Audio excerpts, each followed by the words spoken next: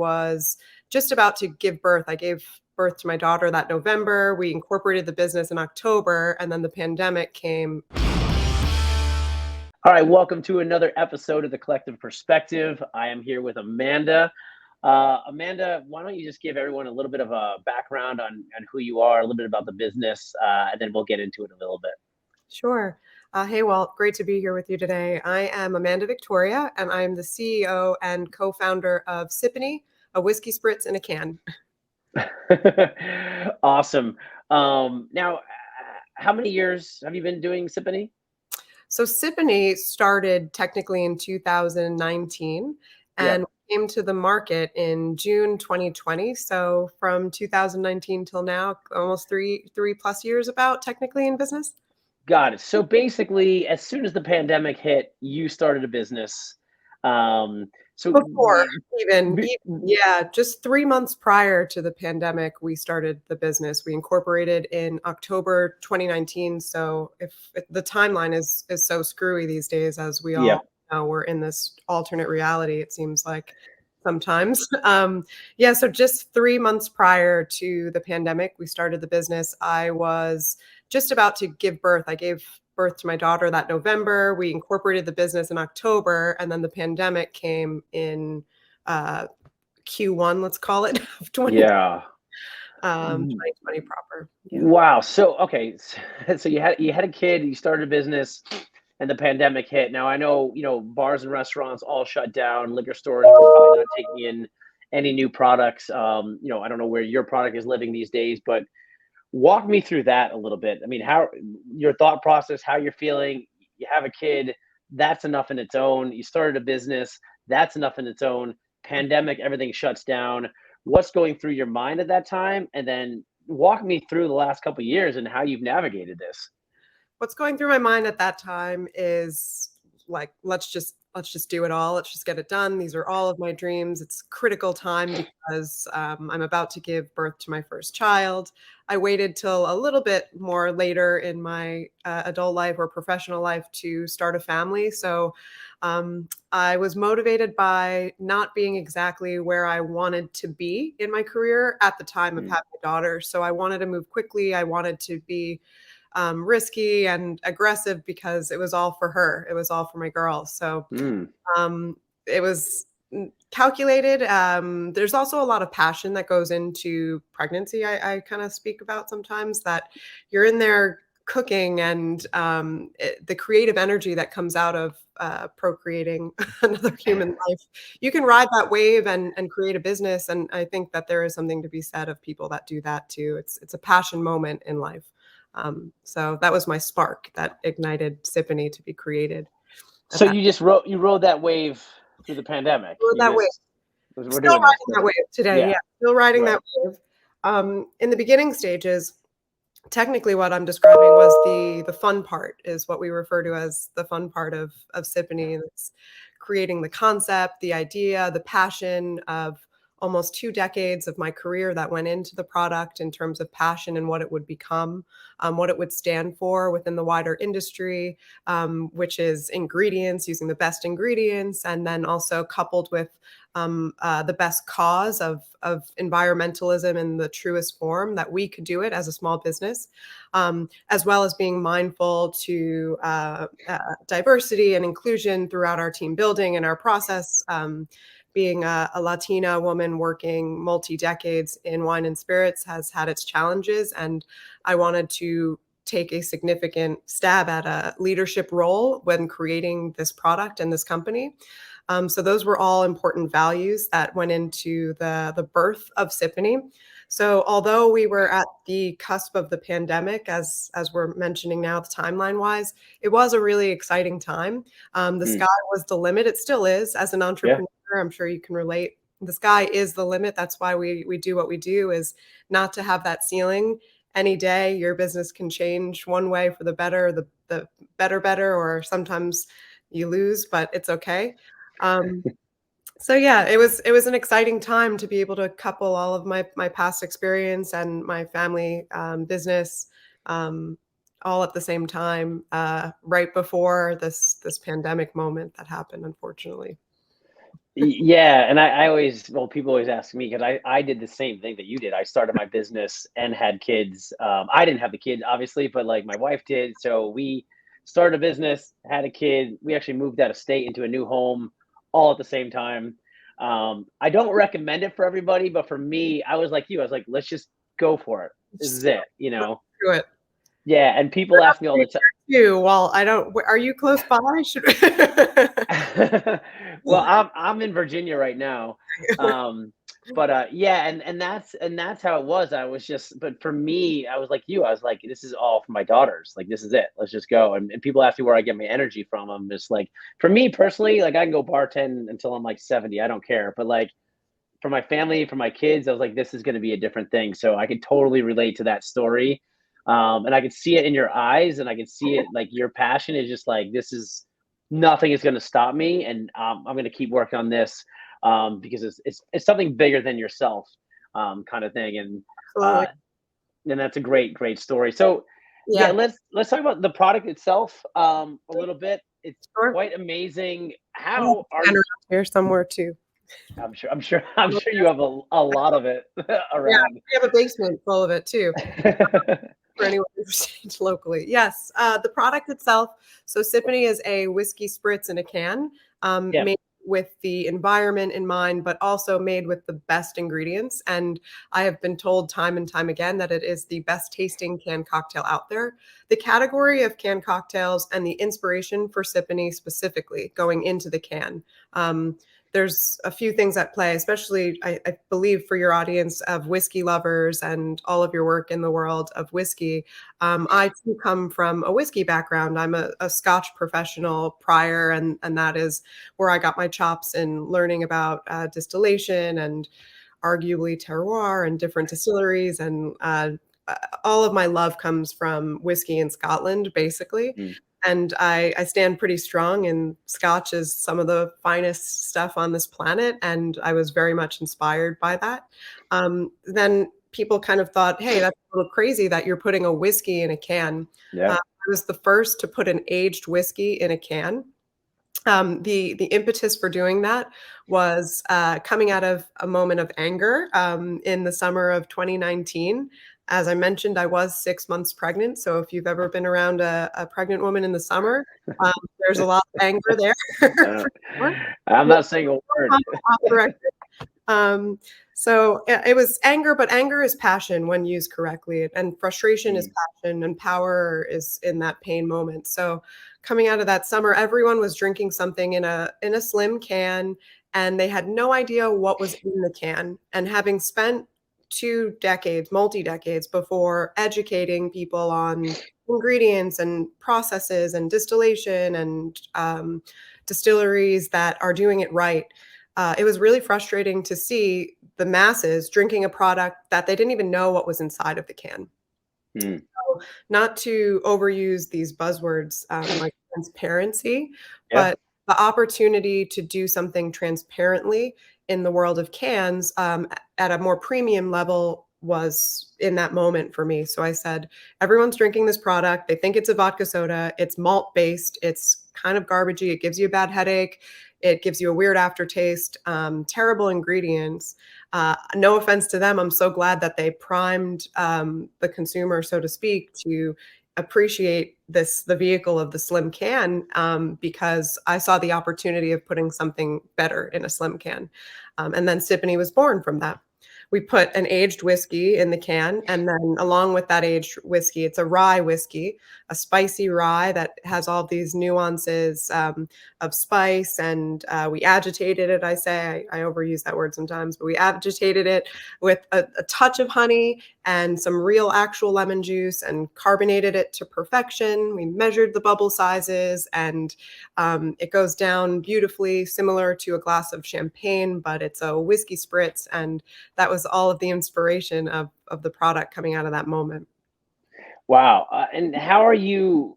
I mean, obviously it's different, right, than a lot of the other things out there. I mean, everything's hard seltzer and what you mentioned, or tequila soda. So how are you marketing this to the consumers now? I mean, obviously it's a completely different thing, but everyone's so used to what you mentioned before. What does marketing look like for you in talking to these consumers? Yeah, the road of entrepreneurship, especially when you create a product, sometimes you might cut yourself short in the timeline of what that really looks like. So the beginning stages of Sippany was the fun part, the ideation, the passion of Mm, creating the product. Um, but once we have this beautiful baby in hand, which is so nice, especially in the like early infancy of having the can in hand and being able to see it on a shelf at Astor Wine in New York City and being like, wow, this is amazing. All of those moments now, that moment ends somewhat. You can still do more building in parallel with other products, of course, but now it's really about market share, distribution, and marketing, right? mm, Business of it. And I find that those two unique hats are something that I can share with future entrepreneurs, especially in this industry, but really it translates to any CPG or anytime you want to put a product on a shelf. Yes, you can create a great product, but you have to have a great plan in place mm. to have that product succeed.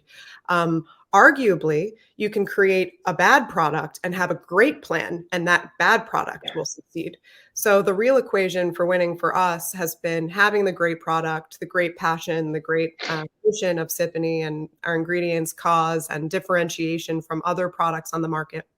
And then, of course, putting that plan into place. And to get back to your question on marketing, how we market this product is the best tasting canned cocktail made with the best ingredients available.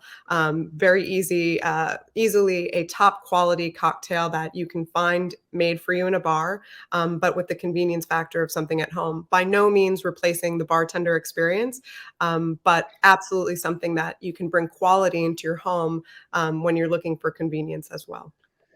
Yeah, and so tell me how it's been so far. I mean, I mean, obviously the last 2 years have been kind of crazy. Yeah. Can you share any success stories? Yes. Yeah, Yeah. give So me some wins.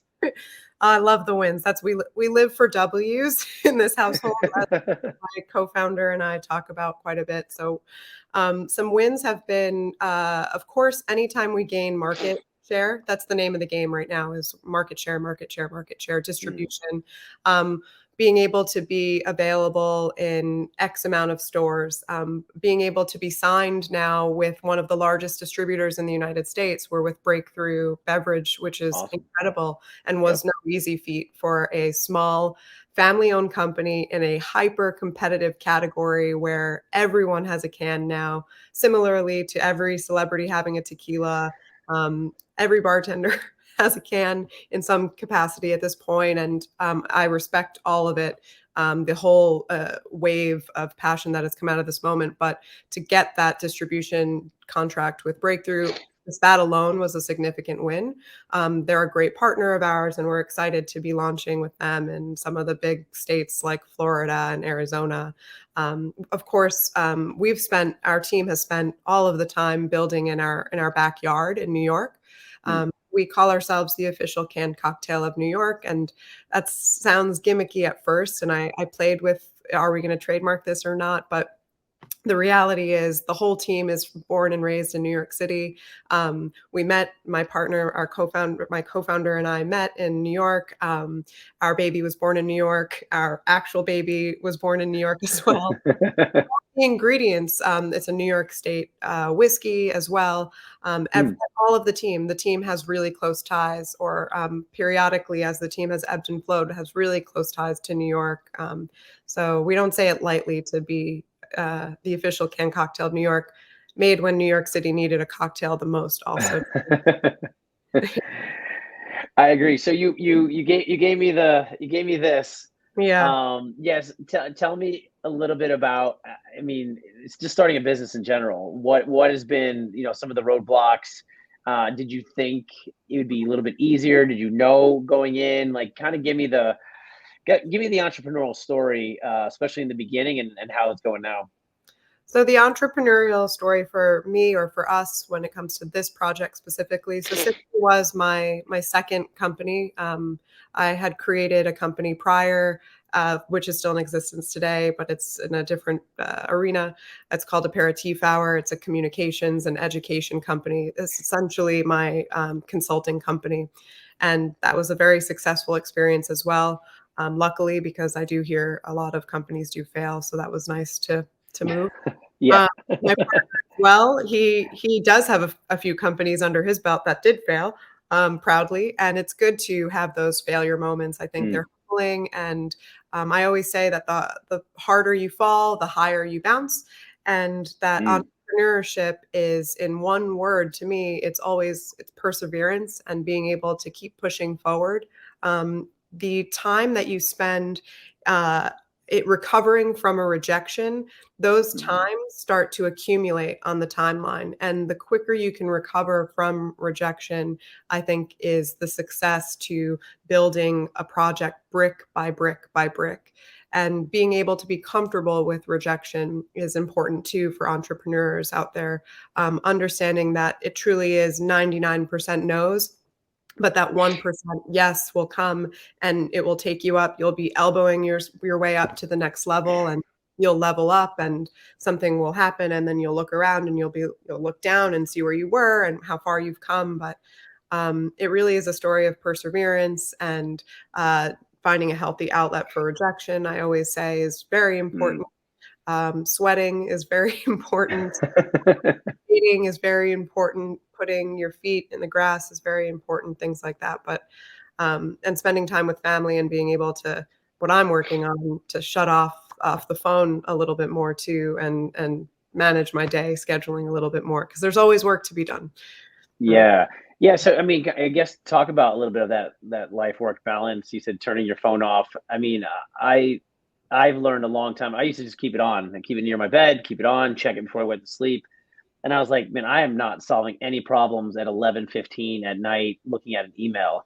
And then I would just stay in my head, and it was just a nightmare. So, what other things are you doing, maybe similar to that, that is just helping you life work balance? I mean, everyone talks about it all the time. It's very hard, but there's got to be little tricks and tips that you're doing to help you, kind of balance your life. Definitely. I think that the pandemic has, um, actually helped us all a little bit in this category to some Mm. extent. There's almost a more of an unspoken respect of not emailing late at night anymore, or, it can wait till the morning mentality. Prior to the pandemic, I never had an office. I've always been working from the phone for, like, definitely closer to 15 years. On the phone was my office. I was always on a plane. I was always traveling for work. And the convenience factor of having that phone when a lot of my colleagues were on these, like, archaic computers at the time, and I was very much a big proponent of Blackberries back in the day. All of my work thumbing away, and was working at all hours of the night with one eye open, doing all of these bad habits. And while I still do some reading late at night on my phone, unfortunately, and I am trying to curtail that, it is important to respectfully turn off your phone, for out of respect to your family unit, of course, but also out of respect to the others that you're working with in your group. And um, programs like Slack and all these Mm. other different folders, so to speak, of ways we can communicate are important, in respecting people's boundaries and accessibility through, we can talk to each other on, in the DMs, on Slack, on text message, by email. The same one individual and you can exchange all of these different things, but it's really always great, the close people that you work with, to have a conversation what their preferences are, and what tools we've put in place as a company to help maintain those boundaries. And that's always been important, and I think it helps with boundaries overall. Yeah, that's good. I mean, I find myself doing that with my team. I'm just like, there's a text, there's an email, there's a this. I was like, what are we doing? But A lot, a lot. it's good to just let people know too. Like I always have like new people that I work with, and they're like, I'm like, you don't have to respond. Like I just sent something. Like you could wait. So I always forget because I'll just keep working at all hours. It doesn't matter. It's Sunday. I try to spend time with my family, but at the same time, I try to like set those kind of parameters of like you don't have to return anything at any specific time. Make sure you're taking care of yourself. Mhm. I think that's priority. So tell me about what's the future looking like? I know it's new. You're a couple years in, 2 years, 3 year, 5 year plans. What does that look like? Yeah, the future looks like distribution and market share still, but getting this cocktail around the world, getting it to customers. The messaging that I want to bring into the world with Siponey specifically is that we made this product for you. It's something that I find myself saying a lot. I made this product with customers in mind. I wanted to make something that was delicious, of quality, that wouldn't be harmful, outside of the world of course, the risks of drinking alcohol, and please drink responsibly. But yeah, it's getting it into the hands of people that will appreciate it, will be able to tell the nuances of the ingredient story that went into it, to understand that these ingredients are the best that we could find. They took years to source. We're constantly vetting our supply chain. We're constantly making sure that we're using people that we can stand by with our company ethos. We're almost a B certified corporation, which is very exciting. Wow. We're a member of 1% for the Planet, which is extremely exciting. Continuing to redirect the profits from a very lucrative category like the world of cans right now back to environmental efforts is like my number one thing. Very But cool. of course, we are a business and we are a for-profit business. We do partner with nonprofits to help push the environmental crisis, not push the crisis forward, but push the awareness to the crisis forward. And realistically, I made this cocktail to make sure that there is still a planet left for my daughter to drink cocktails on in the next generation and further, Yeah. and be mindful of the future and future generations. Yeah, we have a lot of fixing to do in our generation, so that's where we're at. We do. And it starts with people like yourself, just one person at a time, one company at a time, one business at a time, and then keep sharing that story. So I love what you're doing. If somebody wants to pick it up, can they buy it from your site? Where can they get it? Also share what's your Instagram? How can people reach you and the business? Sure. So Siponey is available nearly nationwide, with the exception of just a small handful of states, at shopsiponey.com, or just by going to siponey.com. That's SIPONEY.com. On Instagram and all over, we are at Siponey Drinks, which is pretty basic, Siponey Drinks. And then myself, I am Amanda Victoria OG on Instagram and Twitter as well. Awesome. Well, listen, Amanda, I appreciate your time and your insight, and thank you. You've been part of our whiskey washback events. My favorite. Yeah, good. I like that. And your brand is very well received. I mean, it's just something that stands out and it's different. And like you said, it's different than the seltzers and all that stuff. So people are like, ooh, this is very interesting. Yeah. And it's super delicious. So congratulations on that. Thank you so much, Walt. We love being there. We love that truly is my favorite show. I think it's awesome to be able to have a can of Siponey and have some of the best scotches under the sun as well at the same time. So Awesome. Well, we're glad to have you back this year, and we've got more and more things planned, both in New York and DC. So, again, thank you for being part of it and sharing your story. awesome. Thank you, Walt. Have a great day. Awesome. Thank you, everybody. We'll see you on the next episode.